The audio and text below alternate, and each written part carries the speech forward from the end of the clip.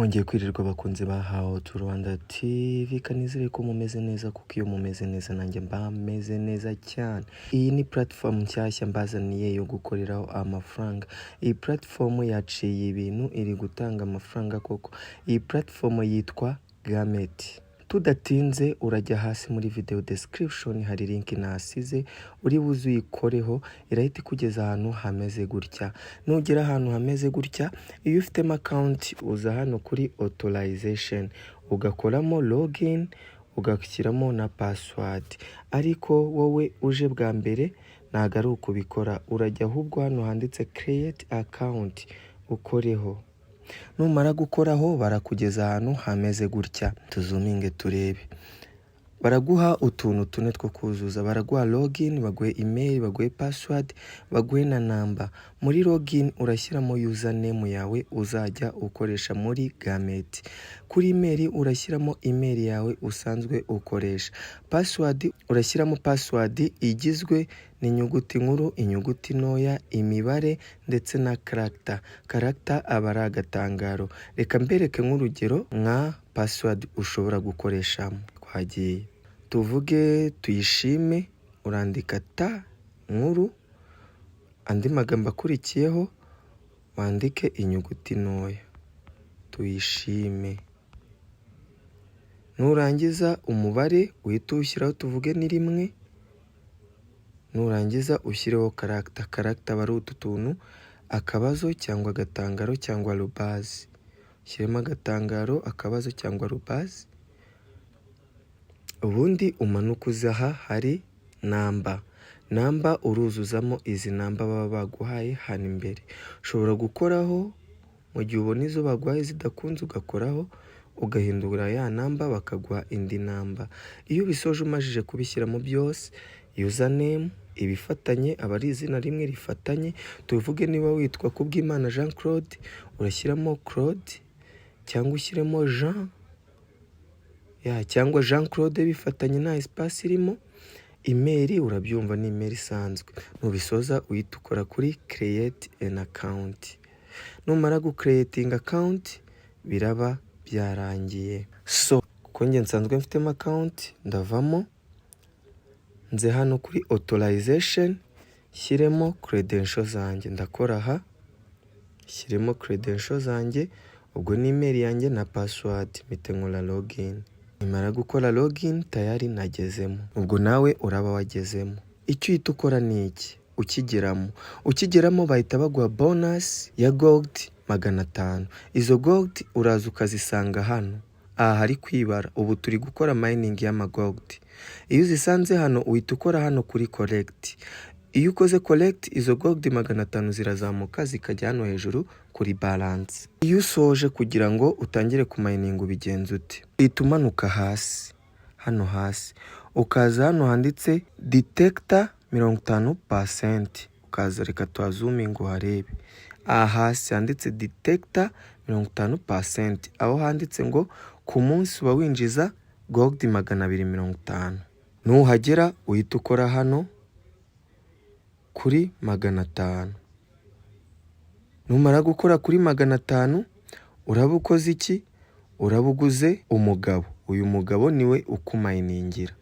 Urabona iyo umajije kumugura ubwo uba winjiza 250. Urabona ko hano nari mfite balance ya 600, ndongeye ndamuguze, nta kibazo mfiteho kuko muguze, kuko ni inshuro ebyiri.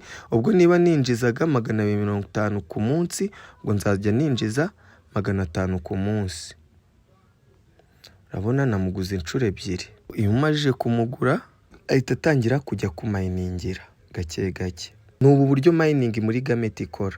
Baguha bonus ukayishora ikajya kumayiningira. Ni umugabo ubuguze uzajya ugucukurira izi gold. Izi gold kugira ngo zive hano kuri mining zigere hano hejuru kuri account cyangwa kuri balance, icyo ukora uraza ugakora hano kuri collect. Urabona za zindi 3 zirazamutse zigiyeyo. Nuko nguko gake gake. Icyo tugiye gukora, tugiye kureba ukuntu nanone twakwadingaho adresse tuzajya tubikurizaho muri iyi Gamete. Uraza hano hasi kuri setting, kamazuminge uharebe, ni hano hasi aha, ukoreho. numara gukoraho baraza bakwereke uburyo bwinshi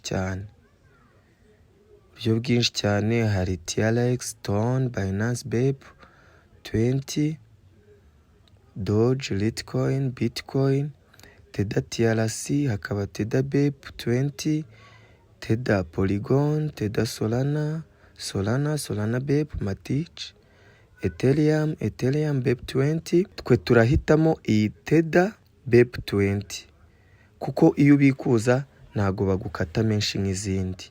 Turahitamo iyi Tether BEP 20 aba ariyo dukoresha. Tuhite tugenda muri Binance dushake address ya Tether BEP 20. Tuhite tuza dufungure Binance. Nidufungura Binance tuze kuri add fund. Duhitemo on chain deposit. Dusacinge USDT. Ngiyi tuyikoreho. Ngiyi BEP 20 iya mbere. Barakubwira minimum deposit ni 0.01. Ijya kugereraho ni mu munota umwe. Tuyihitemo. Nitumara kuyihitamo tuze hano ukore copy. Numara gukora copy y'iyi address usubire muri gameti yawe. Uze hahandi handitse Tether BEP 20. Tuhazooming ni hano. Dukoreho cyane, dukore paste. Urabona ko Tether BEP 20 yacu tumazije kuyishyiramo address yayo. Dukore save. Tayari urabona ko yabaye saved. Dukore close. Usubire muri setting kugira ngo urebe koko yabaye saved. Uzi hano urabona ko Tether BEP 20 yacu iri saved. Ahangaha ubusoje gukora binding ya address tuzajya tubikurizaho muri iyi gameti. So guys, murabona nta kintu gikomeye kirimo.